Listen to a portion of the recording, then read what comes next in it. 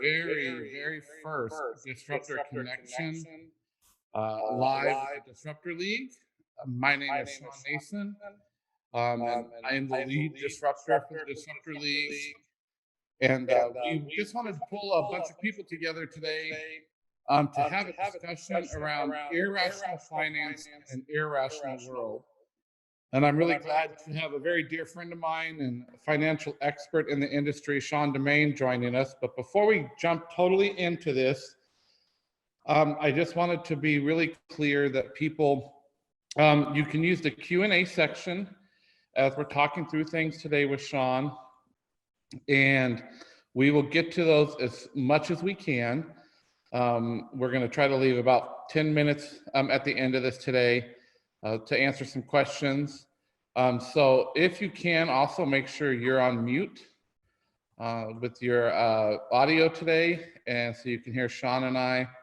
And it's good to hear. I see the chaps going around the echo quitting. Yeah, sorry about that, but I think we got it.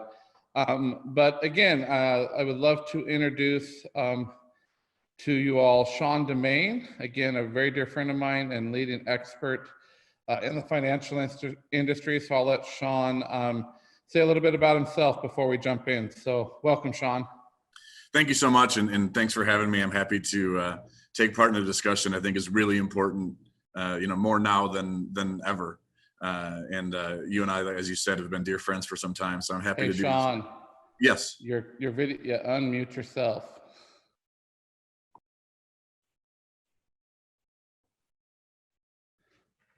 Is it on now? All right, good. Well, now I got to get back on track. Really happy to be here and hopefully have an engaged dialogue around something that's really, really critical and important. So thank you for having me. As you referenced, I've been in finance for, I'm getting old, 25 years, banking and finance in really all capacities. So happy to help any way that I can as we look to get back on track and get moving. Well, awesome, Shawn. It's great to have you here. So listen, Shawn, you and I spend a lot of time talking late nights as friends, and you have given me some great financial advice in my past. I don't know that I would say I've always willingly wanted to listen to your financial advice, but I appreciate it. So, Shawn, when we talk about like irrational finance in an irrational world, and even this irrational time, what I do, Shawn, we work a lot in the healthcare space. So I see a lot, and you're also a small business owner on top of your other full-time jobs. So, I know we've got some polls and some questions for the audience today. So I'd love to jump into poll number 1 and then kind of talk around that. And so we're going to launch a poll around, do you have a banker, mentor, or advisor that helps you with your finances? So we're already seeing the numbers come in. So I'll give people about 30 seconds here. And then when we end the poll, Shawn, I'd love for you to dive into, why that's important. I should have Jeopardy music. I'm a musician, so I should be doing like da da da da, for the group here. All right, so let's end this, and we're going to show the results here, Shawn. That 54%, so 29 participants that voted with us today, said, Shawn, that they don't have a banker, mentor, advisor that helps you with their finances or helps them with their finances. So let's dive into that and let's talk a little bit about that, because I know you have a real perspective about that, Shawn. Yeah, and I'm pleasantly surprised to see the yes percentage higher than I would have guessed. So that's great news. I think it's such an important thing. Any difficult task that you have in front of you, whether it's eating better or getting healthier, working out, or in this case, getting the most out of your finances, it's a difficult task, and it's easy to lose perspective.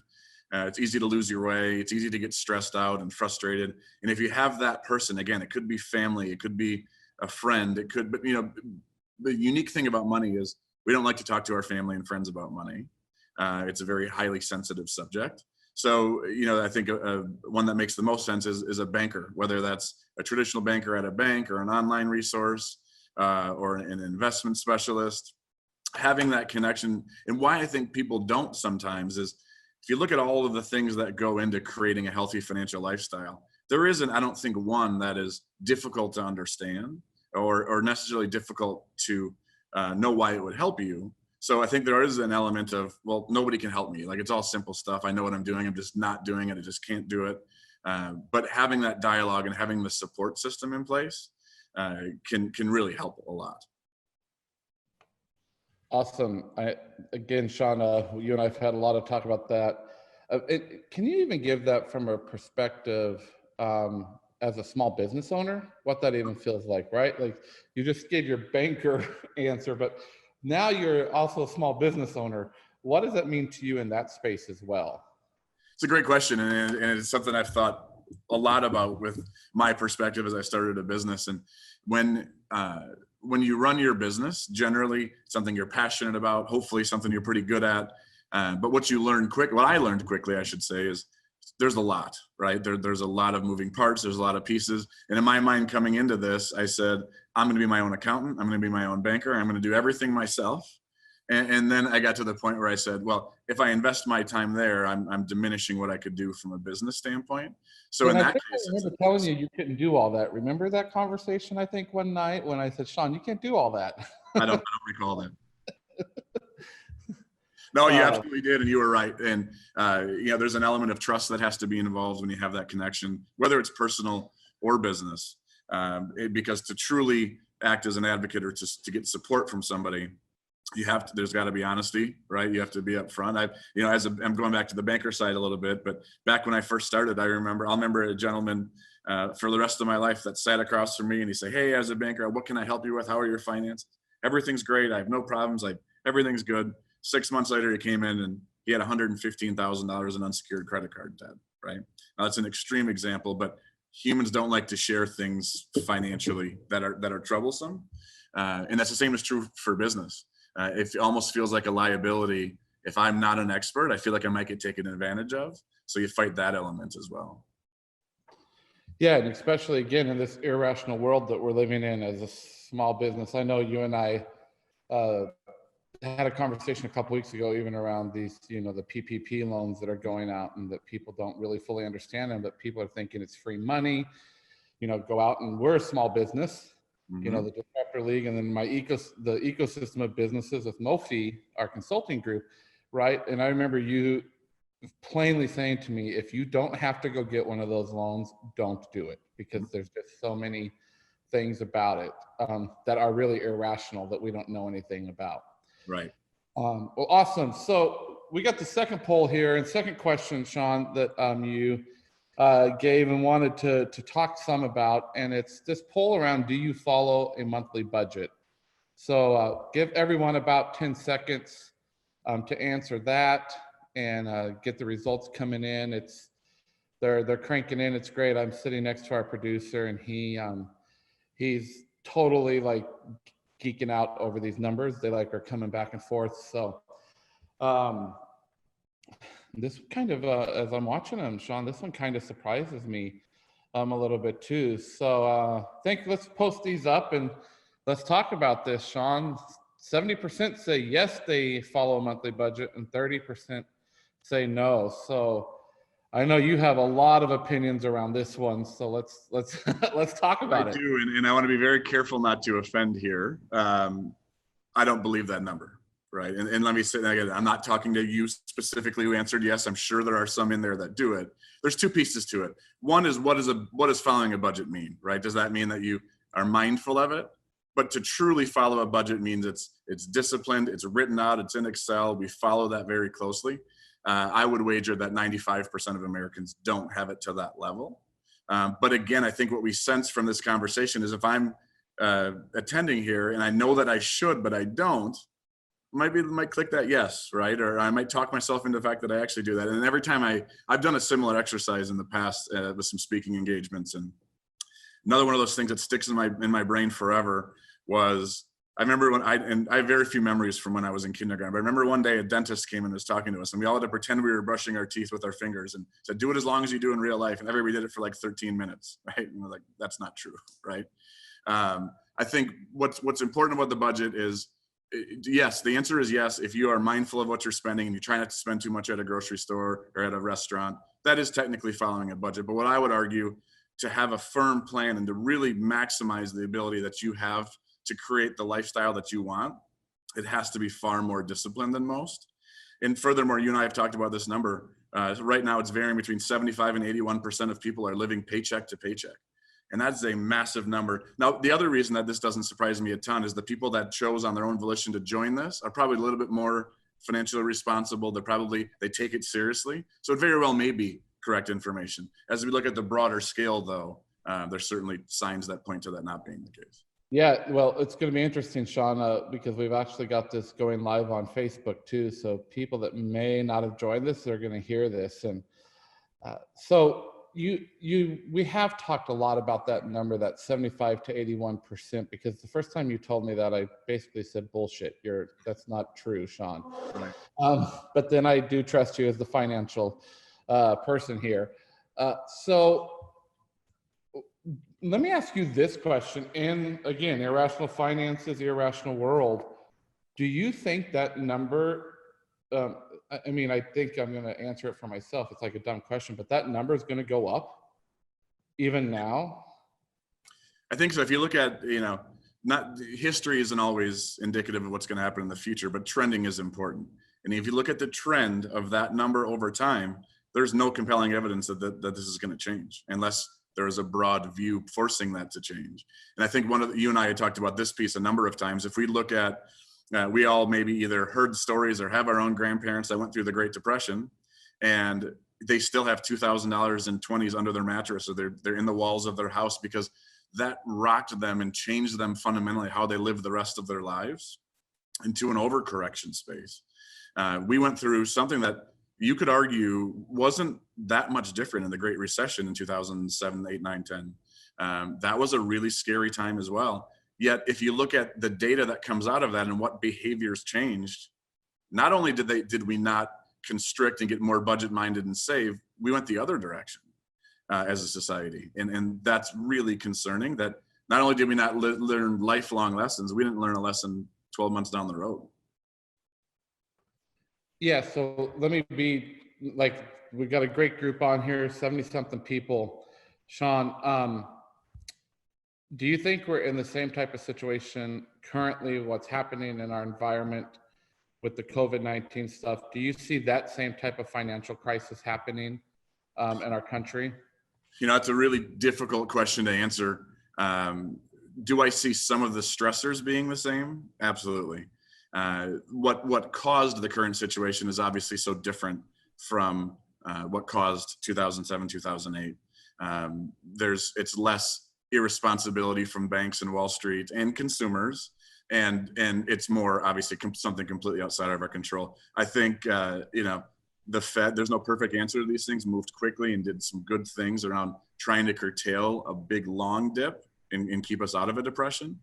But I think, so is it going to be the same? Certainly not. But are you going to see foreclosures rise? Absolutely. Are you going to see job challenges? Absolutely. Are you going to see lower GDP and consumer spending? Absolutely. And those are all things that can impact all of us in ways that we don't fully understand. I think what we all have a part to play in making ourselves better protected, because there was one in 2008, an event, we'll call it, a disruptor even, right? Now you have one today. You got to be crazy to say that in the next 10 to 12 years, there's not going to be another one. Hopefully it's not a virus. Hopefully it's not a real estate crash, but there's going to be something. So while it might not be the same, the overarching concerns are the same. And those concerns are, if you live paycheck to paycheck and there's a disruption in your income, you don't have a lot of options. And that's the reset button that people hit every 8 to 10 years. Something bad happens, whether it's individually or globally, and we keep getting reset. And that's why that number, I don't see that number going down, as you asked earlier. Yeah, so Shawn, we're going to have a little bit of fun here, because I'm watching some of these questions and answers start to bubble up just on the first two polls on what we're talking about. So Shawn, what are some of the tools to get rid of debt? You mentioned that guy with the over $100,000 in credit card debt, right? So like, what are your top, I know you and I've discussed about this, like, what are your top 2 or 3 tools that you would say, this is what you should do? You know, and you and I have talked about it a number of times, you know, philosophically more than anything. And I think the challenge that exists there is what everybody wants, that has debt or that is living to paycheck. What everybody wants is a pill they can take to fix it. Just like working out, right? Like, I would love to not work out for an hour a day, but that's why the fat burning pills and these shakes, and people gravitate towards these quick fixes. You know, in finance, specifically in things like paying off debt, there isn't a quick fix. You know, maybe 10 to 12 years ago, and these companies still exist. They were called consumer credit counseling companies. And what they would do is take all your debt and put it to one, and then you make one payment to them. And that was advertised as such a great thing. And in some ways it was okay. What a lot of people didn't realize is those were owned by the credit card companies, right? So there's the credit card company owns the tool to help you pay off their own debt. There's obviously things that aren't tremendous for you in there. Yeah, so I fell for one of those earlier on in my life, so I learned right. that. They're not great, right? Yeah. So the answer to your question is, there really aren't any fancy, shiny, sexy tools that I can say, go to this website and type this in. Truly what it comes down to, and again, it sounds oversimplified, but it is really challenging to do, is you have to take an unbiased view on where you stand today, work out an exhaustive, super detailed budget, and have a plan. And that's hard to do by yourself. And that's where we go back to that first question about having somebody help you, even if it's not a financial expert, even if it's not me or a banker, just having an outside perspective say, hey, this is tough, right? Like, here's where you're at. And even if it means you take your smallest credit card, and you make double payments on that until that one's done, and then move it to the next one, and then move that to the next one. Maybe it's a 10-year plan to get out of debt, and nobody likes to hear that. But if the alternative is saying, I'm just going to wait for the magic bullet to come, and it's not going to. So again, clearly taking a look at what your situation is, where I stand today, and then setting guideposts for yourself as you move forward. You got to set little goals, right? Like, my goal, if I have 15,000 in credit card debt, my goal in a year from now, I'd like to have 12, and then I'd like to have 8. And that's the kind of pace that you have to take. It all comes down to discipline. And there's many things. You know, we could have a 9-hour conversation right now about some of the small nuanced things that you can do over time. But you know, that's really where it starts from, and that's the tool that exists. Well, and leading into that, one of the other questions, and I'll just share this from my personal story. Raj on here asks, isn't it hard to assume that an advisor who isn't your friend has the right incentives to help you? So for Raj, personally, a bit paranoid about getting financial advice from people I don't know. So how would you choose the right person to help you? Well, Raj, I'll just share my answer. Shawn DeMain is my right answer to answer your question. I appreciate that. Right? I have a lot of friends who are really passionate about this, and Shawn and I have built a great friendship. And I don't go to a banker or I don't have actually a set financial advisor. When I have questions about finances, I call Shawn late at night and say, okay, walk me through this. What should I do? So it doesn't have to be, and I think that's what you were getting at there, right, Shawn? It doesn't have to be a professional in how we classify a professional sense, but find that trusted source. No, it doesn't have to be. I think there certainly are advantages to it being that, right? Somebody that has experience and has seen more and has more access to tools to help. So I think it certainly is beneficial there. And you know, and it's interesting. My primary job is in banking, and that's how people should select a bank. The reason people select banks, the number one reason, is often driving distance, right? Which makes sense. But what you should, if I was shopping for a new bank today, I would go in and talk to the bankers, and it's all about the connection that you have. Like, this person speaks my language. I feel comfortable with this person. I feel I know what they're talking about. And we make those decisions in every aspect of our life, where we go to eat, who we buy a TV from, who we buy our car from. This is no different. Again, so no, it does not have to be a banker, but it certainly doesn't hurt. I think the world around banking has changed. There was a company, which I won't name, that uses horses, that had a lot of challenges around product pushing and those type of things. And I think the U.S. consumer can feel a lot safer today with the regulatory environment. I can tell you the bank I work for we don't track product sales. It's about connections and relationships, and that's what your bank should do. I want this to turn into a banking commercial, but at the end of the day, somebody you trust, that you feel understands you, and that you feel a personal connection with, is all you need. You know, Shawn, there's a lot of us on here from Kentucky area. So when you talk about horses, I think we think of other things. So not banking. So we probably need to have banking when we go see those horses. But This is I love this question from Christina on here. She said, you mentioned being taken advantage of, Shawn, but she says, as a younger female looking to learn to invest, I'd love tips to ensure I find the right team with the best intentions in mind for her money and her future. What would you say to her? It's not, I love the question. And it's not dissimilar to the answer that I gave you. I think, being a younger female or an older person, or, wherever you're at in the spectrum, there's going to be a type of person that you connect better with. Some of it's driven by influence outside of you. Some of it's just who you feel more connected with. I think there are a lot of great financial institutions today that aren't going to try to sell you products, that want that relationship, that want to have the connections. So I would, it's almost like an interview process, right? I would maybe stop at 3 or 4 different banks, ask, hey, I'd just like to talk to a banker, and talk to them about a little bit, what are your goals? What do you want to accomplish? I would say it's probably very likely that some of them you're like, nope, don't like this person, right? Like, I don't feel comfortable. I don't feel the connection. I think you got to seek that out. And whether that's, another younger female, or if it's somebody with more experience, that makes us feel most comfortable. Everybody's going to feel different level of comfort with someone. The other thing that doesn't hurt is, having more than one kind of connection, right? That way, if it's something critical, you can kind of, check against a couple of different sources. And I think when you look to set up a community or a group of people that are all interested in the same goal, I think you got a lot of opportunities to do that.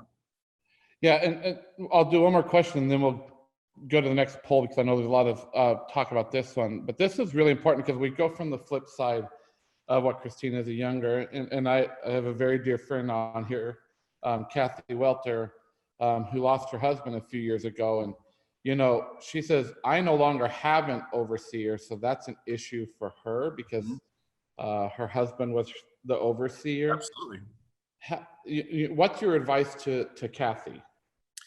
Kathy, that's a situation we see, unfortunately. First, sorry for your loss.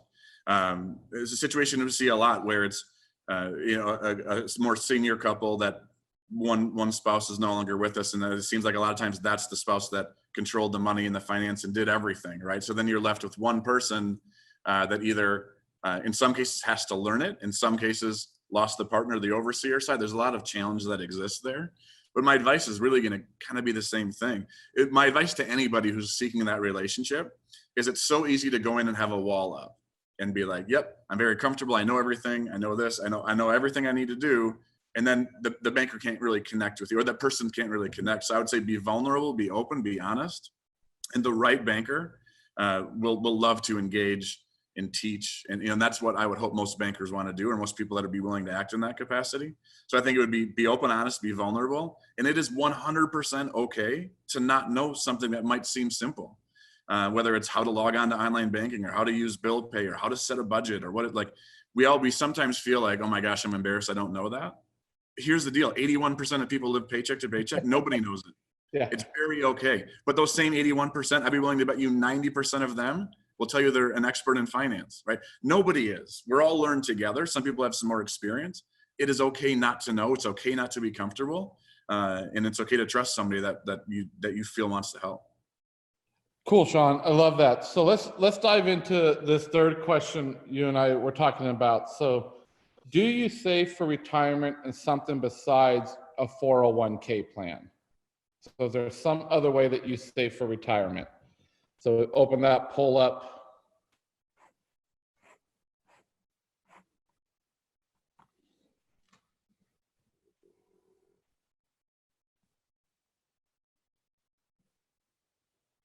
Awesome. Seeing some great results here coming in. And while we're talking about that, while we're getting the results, Shawn answered this question for Susan on our call today. She said, do we need to be worried about our 401ks? Will the government take it or tax it more? What's your thoughts about that? No, I wouldn't worry about that. 401k, obviously the big advantage to that is the automation and the ease, but that the money comes out pre-tax. I can't imagine a situation that would ever change that tax piece. And no, the government could not ever take that. So certainly a good question, right? We should be critically thinking about all the things that exist. But yeah, that wouldn't be a concern that I would have. Yeah, so Shawn, we got the results from the poll, and it says 71% say yes, that they do something besides a 401k. 29% said no. So you want to share a little about your thoughts around that? I think it's awesome to see. And again, I think I'm going to start chalking this up to the people that chose to join this probably are in a better space and concerned and care and look. So that's great, right? Again, I think if you were to get a view of what that looks like as a country, it's probably flipped. It's probably less than 20% that do. So congratulations to you guys who are.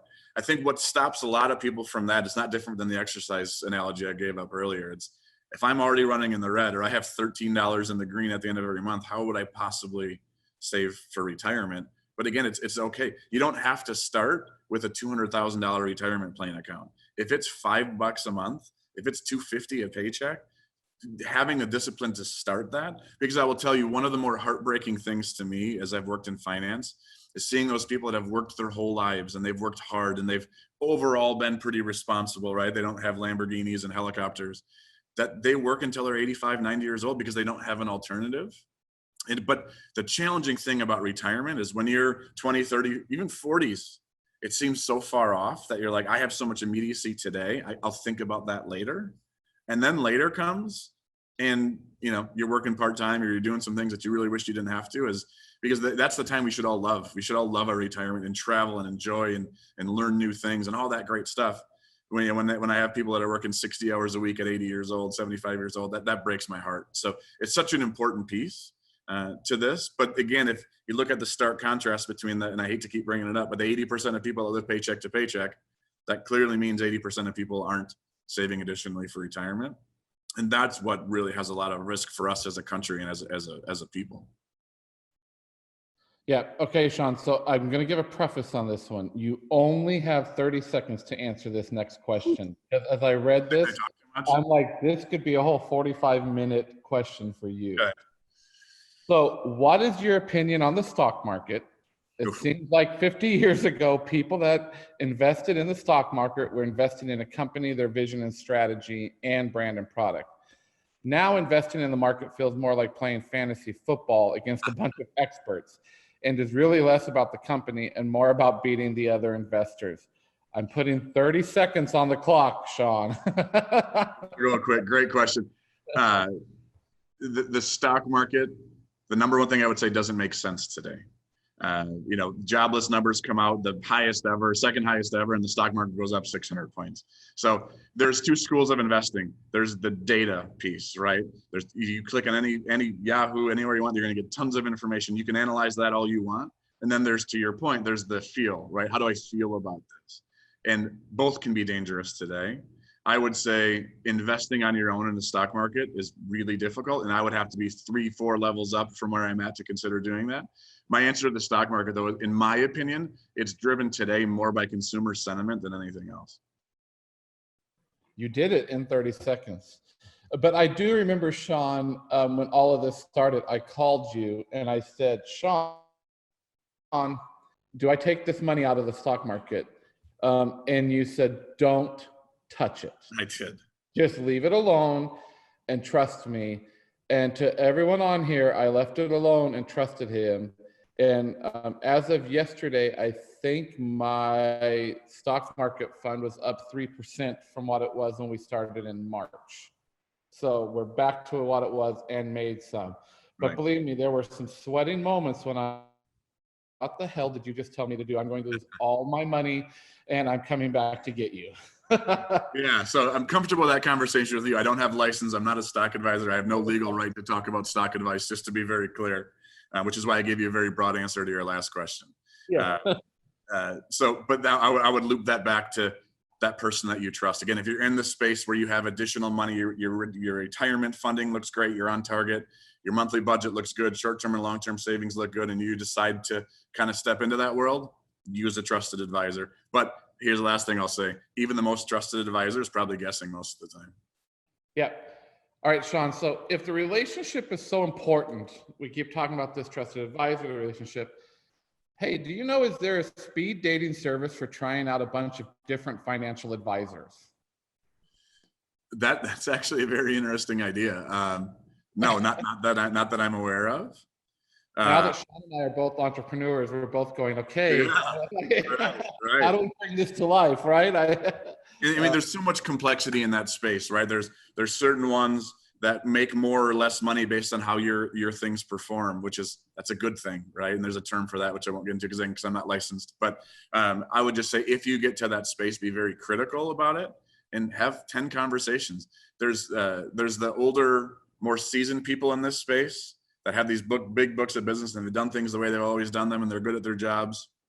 But maybe they aren't adapting as quickly as this new financial world exists. So in anything you do, whether it's visiting a doctor or a nutritionist or somebody relative to finance, don't talk to two people and pick the one that you dislike the least, right? Find somebody that really you connect with. So here we're gonna give you a couple more ones to think about. So Cody on here says, how might financial discipline help you to be a disruptor? Oh, I love that. And Shawn, you and I had some interesting conversations, because generally when you think of disruption, it's new and flashy and sexy and different and something very unique. I think what was tough to get our brains wrapped around this in the space of disruption is some of this advice: create a budget, fill it out, do short-term and long-term savings, 3 months of, that's 100-year-old advice, right? And it's almost concerning that it almost feels disruptive to do those things. So somebody who really plants their flag and says, I'm going to be hyper disciplined. Again, 80% of people don't, but I'm going to be very disciplined. I'm going to share that. I'm going to talk about it in a positive way. I'm going to set goals, and I'm going to celebrate with people. Not new, but I firmly believe that's disruptive. Yeah, and I'll share with the group just a little bit of my own personal story in that. When I got into this disciplined approach, what it allowed me to do is it gave me the ability to be disruptive by taking risk. I could take a little bit more risk. I'm finding this really fine line between, it's really nice to not live paycheck by paycheck anymore, and be able to invest in things that could be the ability to disrupt, right? So I think that is really important around, it may not feel disruptive, this, in the world of innovation, what Shawn's talking about right now, I would even talk as core and incremental disruption and innovation.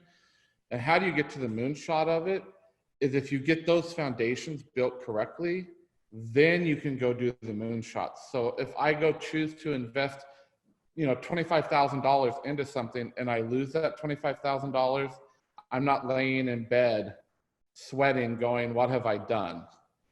And so that becomes getting the foundational is the basics, so you can live to the disruption. That's how I see it here. And it may not, it may not look that way or feel that way, but it is. And I love this question too, from Christopher. Do you know of proven mental health tools that help when people feel crushed and demoralized by debt and by the reality of a really long pay down timeline, even when you put yourself on a Gandhi-style life diet? Gandhi-style life diet. That's a new thing. Take that, Shawn. That's a brilliant question, and why that is we can talk about the philosophical difficulty of savings and planning. The mental piece is the single most challenging thing, and that's just from a status quo line. Anybody who has dealt with depression and anxiety in the past, those things are just amplified with this, because when you feel trapped, it is mentally a very difficult thing for anyone. And the only answer that I have is he said, do you have any tools? I don't, but what's really important is that you set bite-sized manageable goals, right? Like I said, if my goal for the next 30 days is to create an exhaustive, but I got to feel good about, hey, I made the first step. We can't wait until I'm debt-free to say, now I feel good about it, because you'll never get there. It has to be bite-sized pieces that when I hit that goal, I celebrate. Maybe I put something in my budget so that I get to spoil myself a little bit when I hit this first goal, because budgeting doesn't mean the Gandhi lifestyle. Too many people try that, right? You know, like if I want to change my diet, I can't go from eating Taco Bell 4 times a week to eating salad for 3 meals a day. So it's not going to happen. So you have to be smart and responsible. And again, back to that, set small manageable pieces and truly celebrate, whether it's with your partner, the financial partner we talked about, family, friends. You don't have to tell them what it is, but just say, hey, I accomplished a really important goal and feel good about that and feel positive about that, because that first step is always the hardest. And then your goal is to have credit card 1 paid off. And when that's done, again, high five, celebrate, go buy yourself something nice, small and responsible, buy yourself something nice.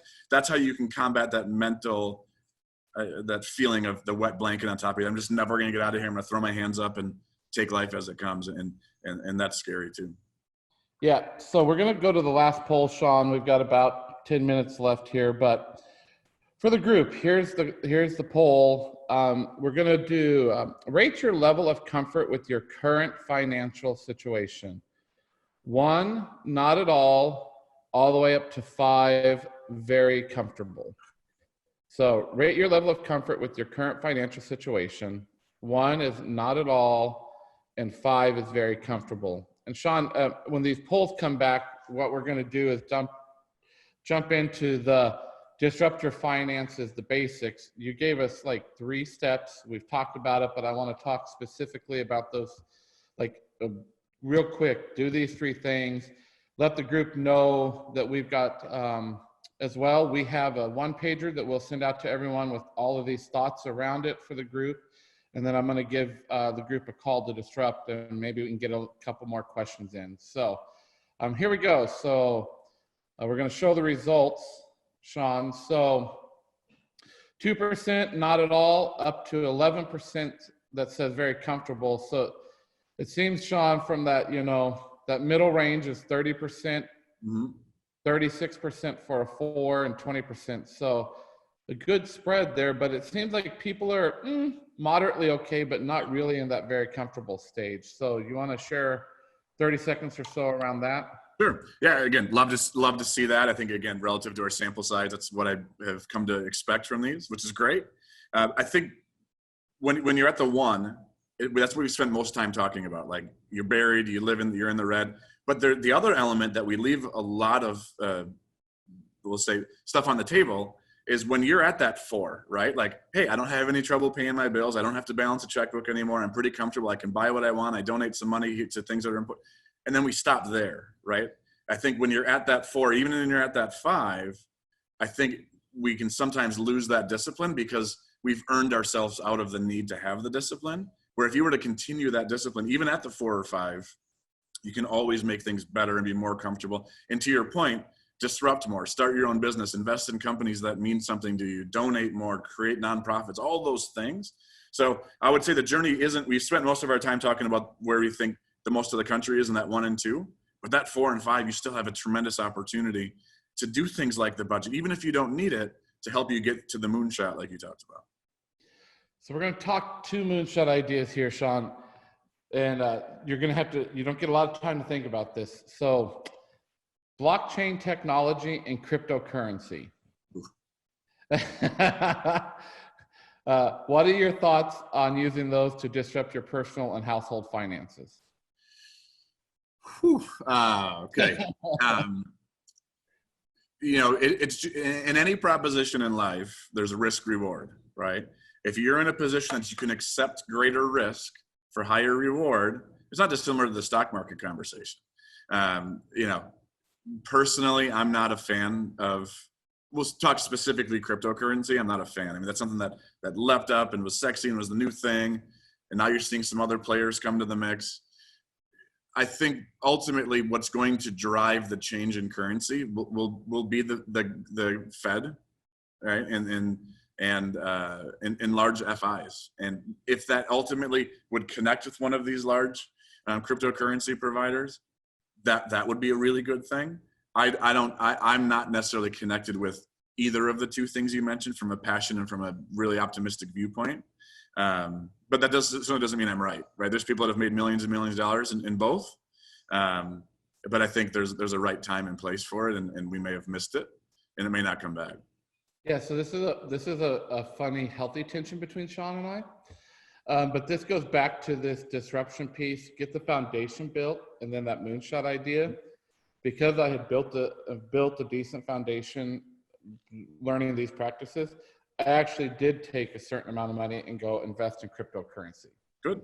Knowing that I may never see it again, or I might see it again, right? So here, let me give you one a different moonshot. Now, again, I'm sorry to be the boring banker here. I'm not a licensed person. I don't have any legal right to give stock advice. That's not what I'm doing. I'm simply saying broad picture. We're always looking for the next Starbucks, the next Amazon, right? Because you see all those at the time. If you invested $30 in Amazon, you'd have $4 trillion, like all that stuff. I think the space that I like to live in today is cloud computing. I think that's the next big step, and some have already left, but that's the next big step that's going to come, where you're going to be able to see some significant gains. In my opinion, is in the cloud computing space. Okay, you heard that, but not professional. No, that is not professional advice. This is just it. So I want to do just a couple things. So Shawn, when we talked about this, we've got like 3 minutes left here. And then the one pager that we're sending out that we'll give to everyone, we talk about your disruptive finances, the basics. That step one is to make the commitment to achieving financial comfort and freedom. Step two is to set goals, short and long-term goals, which you've talked about here, and how you celebrate in those moments, right? And then your step three is to complete a detailed monthly budget, right?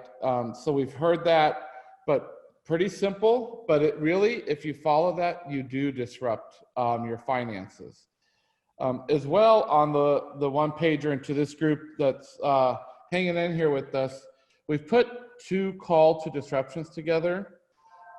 So this is actually really awesome. So here's what we're going to challenge you guys, and we'll love to hear some feedback on, is to call at least one person to create a financial posse who meets monthly to talk about the hard shit you would rather avoid.